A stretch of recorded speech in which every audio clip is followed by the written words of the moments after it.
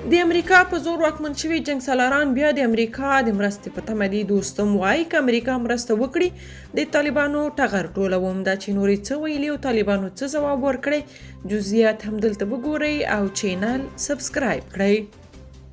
د افغانستان ملي جنبش ګوند مشر مارشال عبدالرشید دوستم له امریکایي چارواکو غوښتي چې له هغه سیاسي ملاتړ وکړي څو د طالبانو پر ضد پوځي اقدام وکړي. دوستم په یو تازه مرکه کې ویلي چې د طالبانو پر وړاندې د امریکا سیاسي ملاتړ ته اړتیا لري او د طالبانو د واکمنۍ پر وړاندې له زور کارولو پرته بله لار نشته.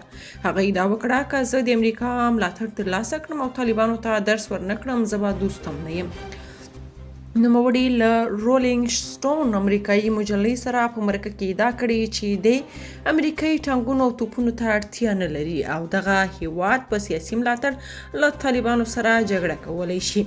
خو د نه دي ویلي چې اوس یې چا مخه نیولې ده. دوستم په 2000 لومړي کال کې له امریکایانو سره د طالبانو د رژیم په پرځولو کې مهم رول درلود او د زرګونه طالبانو په وژلو تورن دی.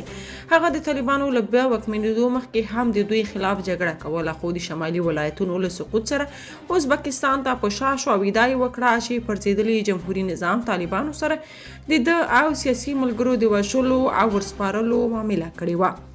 د طالبانو رژیم اوس د دوستم د کورونو او جایدادونو په ګډون په ټول افغانستان واکمن دي او خپل مخالف جنګسالاران یې له زوره لوېدلي او تښتېدلي بولي او وایي د مقابلې وس نه لري. دوستم او سیاسي ملګرو یې په ترکیه کې د طالبانو خلاف یوه شورا جوړه کړې چې وخت په وخت په آنلاین ډول غونډې او د طالبانو خلاف څرګندونې کوي.